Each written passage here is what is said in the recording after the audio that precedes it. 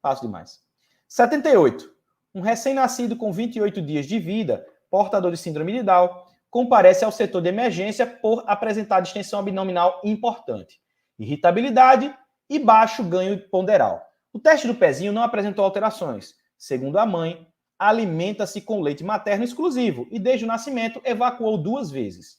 Na segunda e na terceira semana, foi realizado toque retal com saída de fezes explosivas. Considerando esse quadro clínico, assinale a opção que associa correta e, respectivamente, o exame complementar e o resultado esperado para a caracterização da principal hipótese diagnóstica. Eu acho que essa foi uma das questões mais difíceis que apareceu no Revalida. Por quê? Porque ele é de um tema que não tem nenhuma prevalência no Revalida, é um tema muito secundário, não tem prevalência, é uma dos 10% das questões que são difíceis, que não tem como você responder se você não viu o tema anteriormente. E esse tema é pouquíssimo prevalente, então seria uma questão que seria perdida dentro da nossa lógica, certo?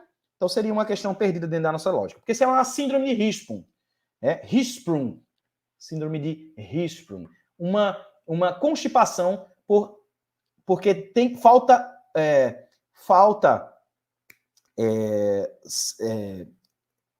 falta inervação característica ali que vai gerar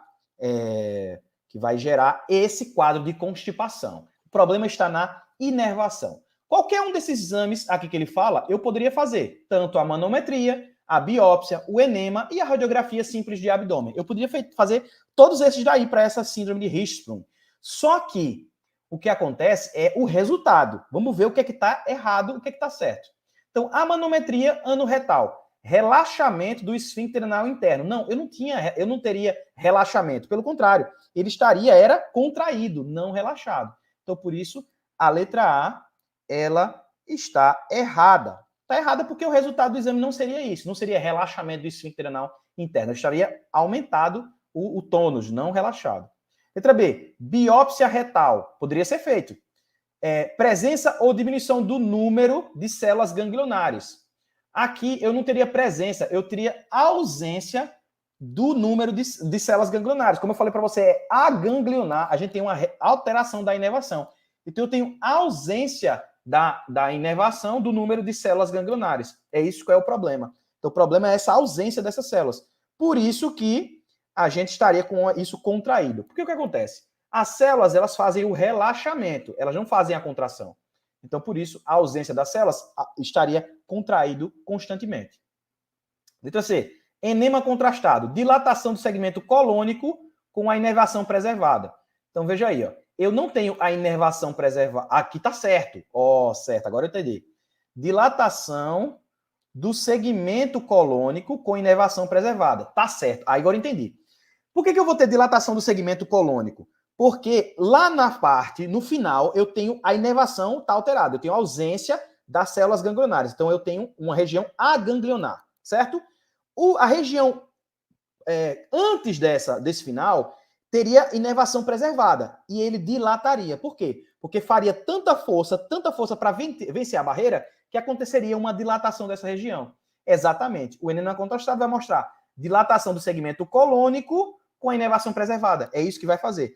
O local que está sem a inervação, ele teria ali normal. E o que tivesse a inervação preservada estaria dilatado, porque ele tentaria vencer a barreira ali de parte do segmento que está sem as células ganglionares. Então a resposta seria a letra C.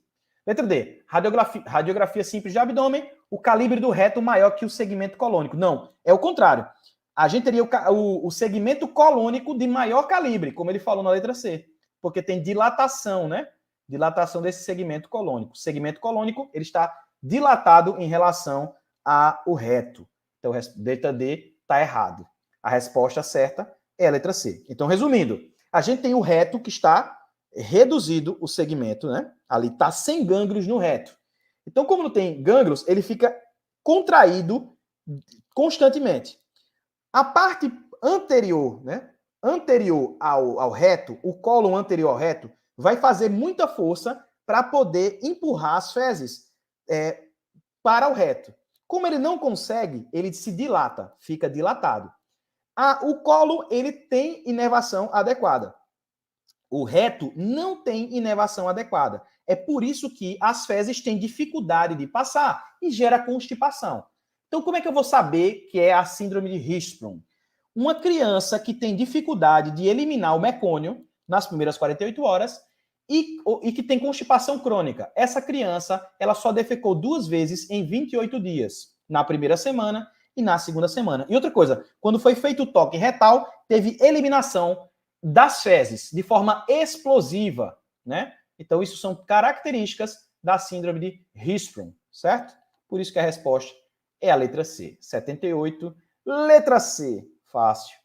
Fácil não, né? Essa aí foi difícil. Tema pouco prevalente. Mas tudo bem, está dentro da minha margem de perguntas que são aí os 85% a 90% de questões fáceis e 10% de questões impossíveis dentro da nossa lógica, né?